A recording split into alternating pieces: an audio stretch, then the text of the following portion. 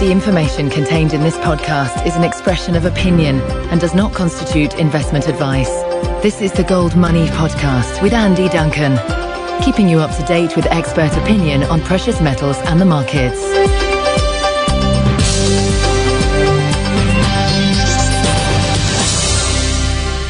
Today, on Wednesday, November the 21st, I'm speaking to Godfrey Bloom, who's the UK Independence Party member of the European Parliament representing Yorkshire and North Lincolnshire. He's also a member of the EU Parliament Economic and Monetary Affairs Committee, and best of all, he's chairman of the Parliamentary Mises Book Club. Good afternoon, Godfrey. Good afternoon to you. In a recent Mises.org daily article written with Patrick Barron, you claim that Germany now had a golden opportunity to get back to sound money, that they should leave the euro, reintroduce the Deutschmark and anchor that Deutschmark to gold. What's been the reaction to this article? Well, extremely positive, actually. We've had, from thinking people, from people who understand the crisis we're now in, from all over the world. People have said, this is a very good idea, but we've got to bear in mind that most politicians, bureaucrats, and sort of state-funded economists are in denial of the crisis that we're now in. So when you put forward any form of what is regarded as a radical solution, of course, it does tend to raise a few eyebrows. James Turk, Eric Sprott and various others have suggested that German gold may actually have been leased out by Germany's former occupying allied powers of the UK, the US and France, and that this gold may have disappeared. Have you read anything about these claims? And if so, what do you think of them? Well, I've been sort of looking at this aspect for several years, and I have to say, sadly, I'm none the wiser for it. There are certain things I don't understand that sort of guide me onto suspicion, as it were. Why can't there be an open audit of gold that is held, certainly in the United States? I don't understand why an audit isn't perceived to be a perfectly reasonable request. I mean, if I was holding any commodity, whether it was gold or anything else, it doesn't matter. If I was holding that either in a bank or certainly in a bank in a foreign country, I would expect to be able to have access to an audit of that at periodic intervals. And we've seen no audit, I think, now since 1971 as regards the gold in the Fed. So do you think Germany should then repatriate its gold, get it back to Germany so that they can use it to base your gold Deutschmark on? Yes. I mean, I think that you must have, in these very, very unusual times that we have, I think you must have a physical holding of the gold, or, if that be the commodity that you feel is appropriate to back your currency. The only reason that the Germans didn't hold it or don't hold it at the moment is, of course, for geopolitical reasons. There was the war, and after the war there was the Cold War, and of course Western Germany could have been invaded at any time by the Soviet Union, or that was the perception at the time, and for the last 50 or 60 years, not sure that is actually true or indeed ever was true, but so consequently it would have been mad not to keep the gold in a safer place, either across the English Channel or indeed across the Atlantic. Perfectly reasonable. Now, all those days have gone. That's all over now, and we now have a world crisis in fiat currencies, which was painfully obvious this was going to happen years and years and years ago. Why it's taken everybody by surprise is completely beyond me, but it seems to have taken everybody by surprise, and this is an opportunity for the German government to say, right, okay, we are where we are, let's just think how the best way to go forward is. The world must have a stable currency, and a stable currency must be backed by gold, because historically there has been no exception to that rule. So let's repatriate the gold, let's have a proper audit so the world knows how much gold there is, exactly where it is, because the rest of the world will want to know that, won't they, if they're going to use maybe gold, a gold-backed Deutschmark, as the international trading currency. And I would suggest that that's perfectly sound and reasonable, and then they can issue new Deutschmarks, which are back to gold, and that will take over now for the next, 10, 20, 30, 40, 50 years of the fundamental stable reserve currency of the world. Now, that might be a stable currency in the long term, but what do you think the effect of Germany pulling out of the euro would have in the immediate short term? Everybody says, it'll be Armageddon and everything will collapse. Of course, well, they would, wouldn't they? People on the receiving end of the German largesse would say that. But of course, we can't go on as we are. there seems to be some sort of implication by politicians and bureaucrats and some economists that somehow we can continue to strap sellotape all over the problem that we have at the moment, and maybe, we'll just muddle our way through. But clearly that isn't going to be the case. Some of the countries in the eurozone are unrescuable. I mean, everybody knows you only needed a pocket calculator and the knowledge of arithmetic to see that the Iberian Peninsula, Greece, Ireland are now beyond redemption. So we can't continue as we are. And of course, there's this general feeling in Europe and in my parliament. Well, laughingly called a parliament. It isn't really a parliament, of course. It's a sort of talking shop which gives a veneer of democracy. But what actually is the feeling there? That somehow Germany can bankroll the rest of Europe ad infinitum. Now, this simply isn't so. This simply can't happen. If you actually crunch the numbers and look at the German economy, the fact that it is better than most other European economies is neither here nor there. But it's very much a question of, in the land of the blind, the one-eyed man is king. Their economy is better than most of our economies, but in no way is it particularly sound. They have debt ratios of 80% to GDP. They have a completely failing energy policy. They have all sorts of problems of their own, Germany. They simply can't, even if they wanted to, continue to bankroll the rest of Europe. Not possible. Even in the old days of the Deutschmark, as claimed by Philip Bagus in his book The Tragedy of the Euro, the Deutschmark wasn't a good currency. It just wasn't as bad as all of the rest of them. Precisely. This, and I know Philip very well, and we co-wrote, or actually that's not fair to say, he led the project for the Wolfson Prize, which Professor Barron and myself contributed in smaller measure to, but it was a joint effort, and Philip is probably the leading expert on this subject, I would argue, probably in Europe. And yes, he's absolutely right. It's a question of it wasn't quite as bad. I often say when I'm standing for election, Adam, I often say, vote for me because I'm the least ghastly of all the other candidates. And so that's really where we are. But we can't go on like this. It's got to end. Everybody deep in their heart knows that we can't go on like this. But of course, most politicians are only in business for 4 or 5 years. So the object of politicians isn't to save Europe or save the world or save their national economies. It's to get re-elected in 4 years' time. That's their goal. It isn't actually to save what is a very serious international fiat currency crisis. Now, speaking of muddling through, you've looked into the eyes of Mario Draghi. Can I ask you what you saw behind those eyes? Oh, well, that was quite interesting because we have sessions in my committee where the international bigwigs of the day come and talk to us, and we're allowed to ask some questions of them, and I always ask a few questions. I get a little bit of a time slot, get a few minutes. What was interesting when we had Draghi, we had the Vice President of the International Monetary Fund, and we had the Commissioner for Economic and Monetary Affairs, Olli Rehn, and they were no more than a sort of dinner party table's distance away.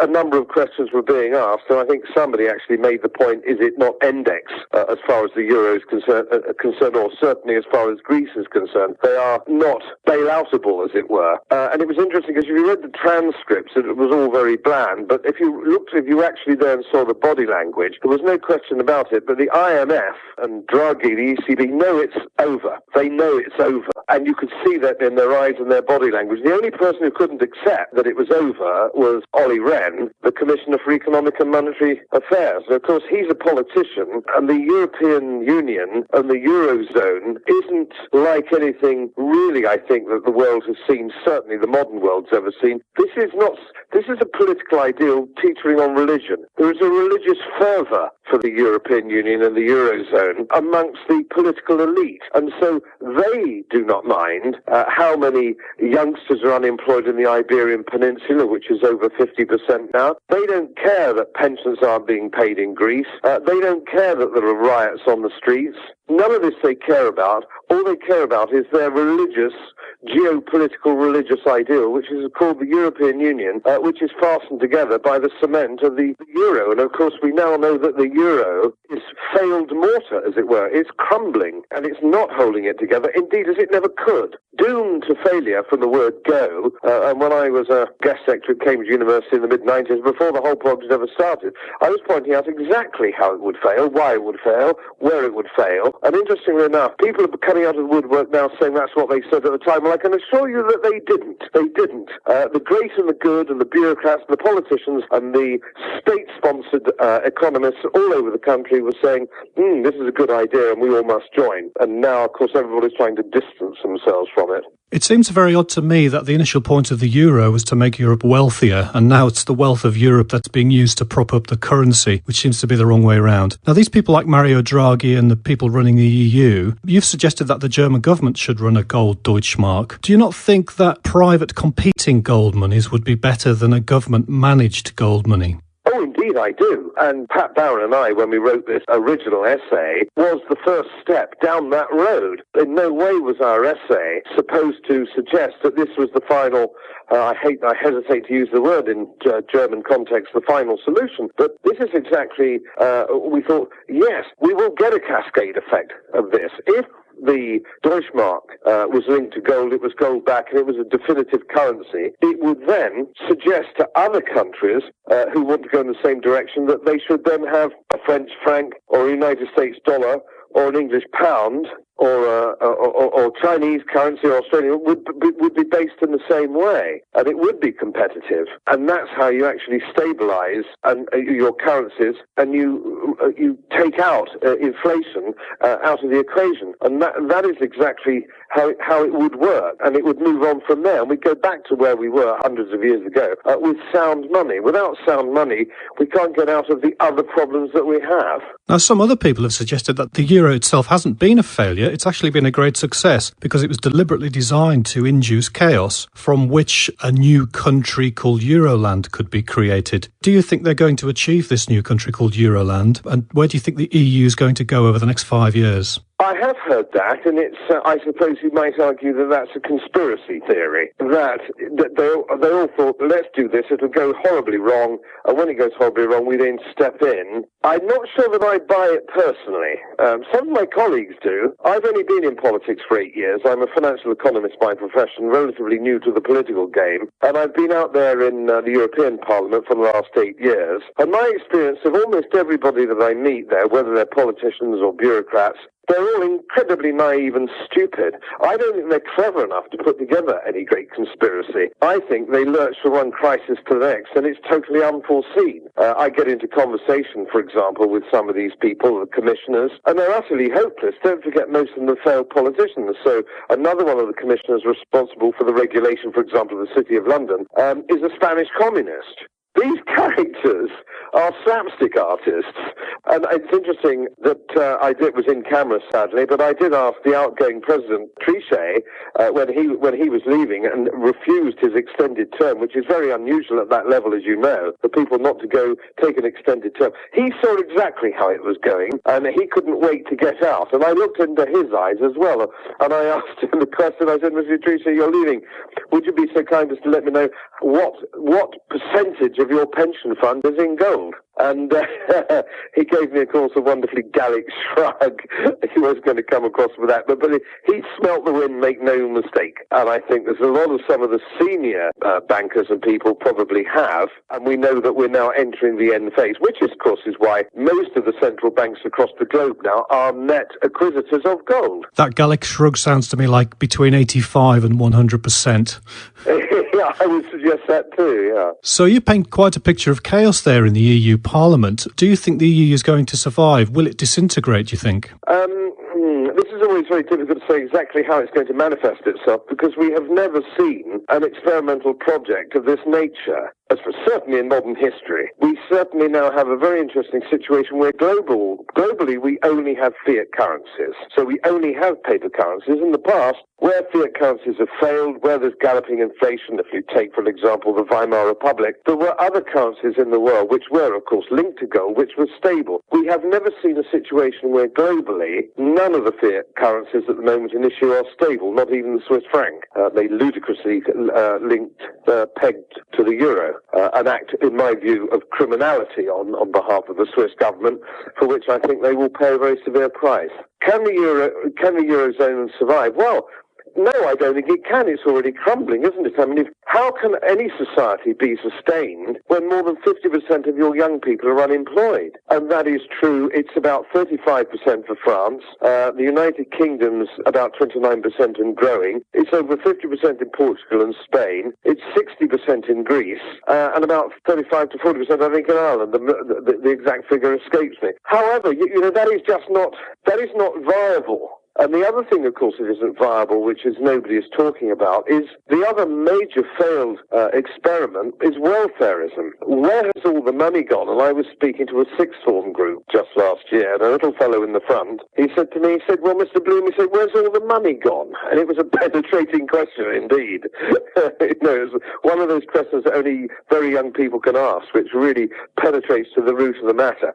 We have borrowed, we are trillions of pounds in debt in North America, and especially Europe, trillions of pounds. We haven't built infrastructure, not that I would go along with that economic argument of building infrastructure at public expense anyway, but even if I did, what we're looking at here is not wonderful roads, not wonderful railways, not wonderful sewerage systems, not fantastic educational systems. We have none of these things, so how can we be £1 trillion in debt in the United Kingdom? How is everybody in so much debt? And of course, the long and short of it is that it's been pumped into a failed welfare system where welfare, social welfare, has become a lifestyle choice. So the richer Western European countries have had a crazy situation where they don't work because it doesn't pay them to work. They get paid as much money by the state to not work.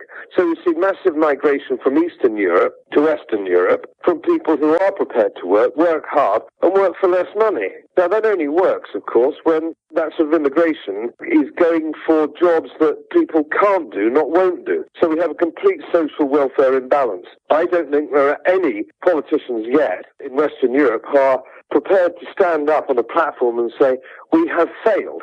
Welfarism has failed. We must stop welfarism immediately. We can't afford it, and it's a failed system. And of course, corporate welfare is another thing as well. It's not just social welfare. There is corporate welfare.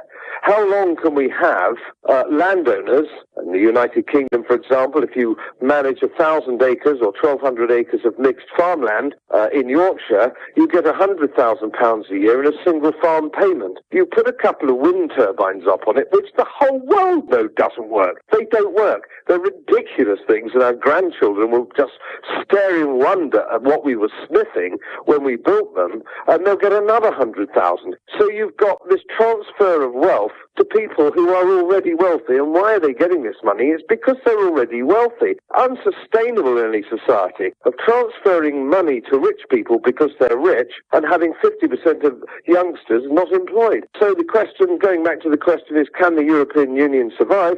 Of course it can't survive. Of course it can't survive. How could it possibly survive? Do you have a timetable in mind, or is that too much to ask? Well, of course, I get that question a lot, and I give you the same answer I give to everybody else. If I knew exactly when it would fail, I would have a bloody great yacht in Monte Carlo, I'd have lots of crumpet, and I'd be drinking champagne for breakfast, because it's all about timing. And I'm old enough to know that as a financial economist, working vulgarly for my clients in the city, that it's timing that is everything. And if I knew it could be Christmas Eve, it could be Easter next year, my colleague Nigel Farage thinks it will be longer. He thinks it could be 6 or 7 years down the road. But we know that it is going to collapse. It's already collapsing. When we look at the Roman Empire, you might argue that it was in complete and total decline from 150 AD, and yet it struggled on to 300 AD, incidentally for many of the same reasons. So, I don't know, 150 years, but I don't think so. Yeah, it started failing around the time of Marcus Aurelius, didn't it? About 200 years before it collapsed. Absolutely. So that's an argument you might make. I don't think so. I would say maybe just a few years now, in its current form, certainly 2 years, 3 at most. Do you think Britain should get out before the collapse? Yes. I've been advocating that Britain should have never have gone in, but they should have got out years and years and years ago. Professor Tim Congdon, a very respected economist indeed, although we don't necessarily agree on gold, but he's a very, very astute guy, and he's written an excellent book that shows just how much UK membership of the European Union costs. It is phenomenal. The costs to us as a nation are phenomenal. It's not just the 50 or 60 million pounds a day that we pay to belong to this corrupt and stupid club. It's the actual cost in the implementation of lunatic rules and regulations, of course, which my parliament spews out to the tune of 2,000 a year. We need to get out and understand where we are and also understand where our exports and where our future is. Our trade now with the European Union is nearer 40% than 50%. We are net importers of European goods. We have been since 1975, trade is growing with the rest of the world. And of course, our wonderful relations and historic associations with the old Commonwealth, of course, where their GDPs are growing significantly more outside Europe. So I'm a great free trader. So is my party, UKIP. We believe in free trade. We can be a member of the European Free Trade Association, like 30 other plus countries across the world. I mean, Turkey has a completely free trade agreement without any of the encumbrance that comes with political union and federation. We're a trading nation. We're a global maritime trading nation, and we need to get back to that now. I believe that the country that first goes to gold will have a tremendous kind of boost to its economy because it's the first one on gold, whether that's Switzerland or Germany. So do you think it should be Britain that goes back to gold first before Germany? Yes, because for those who look at the numbers, and it's fascinating, isn't it, that everybody's concentrating on Italy, the Iberian Peninsula, and maybe France, and Greece has been boiling along now for over 2 years. If you look at the numbers for the United Kingdom, they are absolutely frightening. We are in much, much deeper debt than most of these other countries, and our debt grows every day. Even just last month, it grew yet again. And if you look at the figures and you extrapolate the figures, we see in 2015 our debt will be 40% or 50% more than it was when this administration took office. We have very senior members of government, which, as you know, do not know the difference between public debt and deficit. I mean, how can you begin to put an economy right when people don't even understand the terminology? Desperately frightening. Yes, I think what we need to do is the same as every other country. We must get back to hard money, but to get back to hard money, you have to be honest with the people. And of course, if you look at the 2010 election, there were the three main parties, the three main debaters on television. Nobody was telling the truth about how deeply the country was in debt and how serious the situation was. They were pecking at it. I mean, David Cameron suggested that we needed to cut spending by $6 billion. I mean, how out of touch can you be? And that's a bit like being 2 years behind with your mortgage and cancelling your Sunday paper. It ain't going to help. So until we prepare the nation for the hardships that are ahead of them, in the same way, of course, that Churchill did in 1940, he didn't promise very much except blood, sweat and tears and a very hard time. And he was right. He was honest. And the British people respond, in my view, very well if you're honest with them and say this is going to be tough. But at the moment, we have an electorate in the United Kingdom and Western Europe and North America who do believe that there's a free lunch. There is something for nothing, and they can go on in this way. If you think the post-war baby boomers, if you think about them, we've had no wars. My age, my responsibility, my generation's falls at 62, 63. No wars. We've had steady GDP growth across the globe now for something like 60 years. How can it be that we are £1 trillion in debt? That we've left our children, our grandchildren with this terrible problem, and we're still not apologising. And as I say, far too much of it, it's over £100 billion a year in welfare. Never mind 60 billion in quangos. Lord only knows how much of this is just being flushed down the lavatory, and still nobody's even talking about it. Honesty, we've got to have some honesty from our politicians. Now, you're a student of the Weimar Republic, and with a British political establishment who think that austerity is cutting the growth in deficit spending, do you think we're entering a pre-hyperinflationary position? Well, that's a very good and very difficult question, but certainly two things that I would make mention of there, and it's something that the public media doesn't understand, something that the BBC doesn't understand, or indeed the BBC understand very little, but austerity isn't an economic project. Austerity isn't anything other than a reaction to failed economic policy. That's what austerity is. Austerity is simply trying to rein back when you have spent too much. Now, of course, we don't have austerity. at the moment because public spending is flatlining. Public spending is round about exactly the same as it was last year. So the debt goes up and the deficit stays round about the same. So although the perception is if you stop and you ask your man on the Clapham omnibus whether the government is cutting spending, he will say yes, he is cutting spending. But of course, the truth of the matter is if you look at the Treasury's own statistics, he isn't. A, we don't have austerity, and austerity is not an economic policy. And the last bit of your question, will it lead to inflation? Must the current situation lead to inflation? Well, quantitative easing to the tune of £350 billion, which we've had in the last 2.5 years, is extraordinary. It's extraordinary. It's counterfeit. It's absolutely an amazing situation that you can produce £350 billion as you turn those electronic printing presses. They don't print it anymore, of course, they just create it electronically, and assume that by degrading your currency you can't have inflation down the road is madness. Of course there will be inflation, and I think it will be followed by a short period of deflation as the system starts to implode on itself, deflation, and then I think it will burst into inflation when people realize that the currency has been completely degraded. There's no other way that this can work. Any historical perception of this, and any look back at, you can see whether it's Weimar Republic or Hungary after the war or Argentina at the turn of the century, 2 turns of the century actually, you might argue. Yeah, this is how it must happen, because if you degrade currency, you must get inflation. That's how the machine works. That's quite a complex picture you paint there. Now, to bet you for your boat in Monte Carlo, is that going to unfold within 10 years or after 10 years? I would say all these things must happen before 10 years.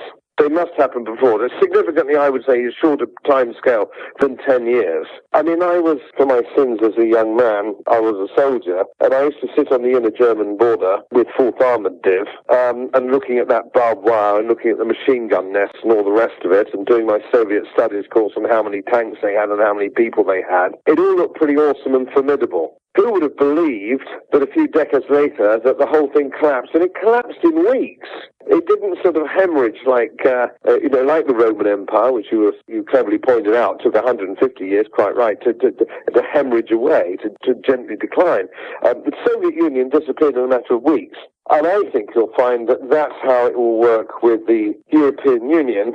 I think it will suddenly go in a matter of weeks, and out of it will probably come some sort of northern European trading or financial syndicate, which will consist of Germany, Holland, and Denmark, perhaps. There'll be that little corner, and the rest of Europe will break down into different sorts of pockets. And we'll go back to I think we'll probably find that we've gone back to a pre-Great War scenario when you look out those old school atlases of pre-1914 and you see those sort of old Austrian-Hungarian influences and the French and Germany, which is a relatively new state in its own right, of course, only put together by Bismarck in global historical terms. Germany is a new country. I think you'll be looking at that sort of map. I wouldn't be able to guess exactly what it's going to look like, but it'll be that sort of map. We already know that Catalonia wants independence from Spain. We always know that the Venetians would like to go back to a city-state, and if you look at the arguments for that, theoretically, that's very sound. Those peripheral nations, as they used to be, were very sound if you look at those city-states of Venetia, Genoa, Trieste, and so on and so forth. Yeah, I think we're going to see a completely new picture in 10 years' time. Completely new, and we'll be amazed at 2 things. A, it could have changed so much, and B, when we look at it, then it'll all look very obvious. I could enjoy spending hours talking to you about these things, but I don't think our podcast listeners would forgive me, so I need to wrap up now. But before we do, I've got one final question. You're the chairman of the Mises Book Club in the European Parliament. What's the level of interest amongst European MEPs in your book club? Well, at the moment, it's a fairly small core group amongst MEPs. There's only about probably 6 or 7 who are, I wouldn't say true believers, but simpatico. But it's growing very strongly amongst the researchers, the young researchers out there across political parties who can understand that we have a system which is failing, and maybe there is a new system, maybe there's a new way out, and they're turning to the Austrian concepts, I think, in ever-growing numbers. And for the first time, I've arranged for 2 Austrian students to come from America to spend an internship with us, and we had our first internship with 2 of our interns going over to Alabama in the summer. We're purely exchanging people, and nothing grows an idea than young people talking about it. That sounds excellent, and that sounds like excellent work that you're doing for the cause of Mises. Anyway, thank you very much for your time today, Godfrey Bloom. A great pleasure indeed. Thank you for talking to me. Subscribe to the Gold Money newsletter at www.goldmoney.com to receive email updates on new articles, videos, and iTunes podcasts from our Gold Research section.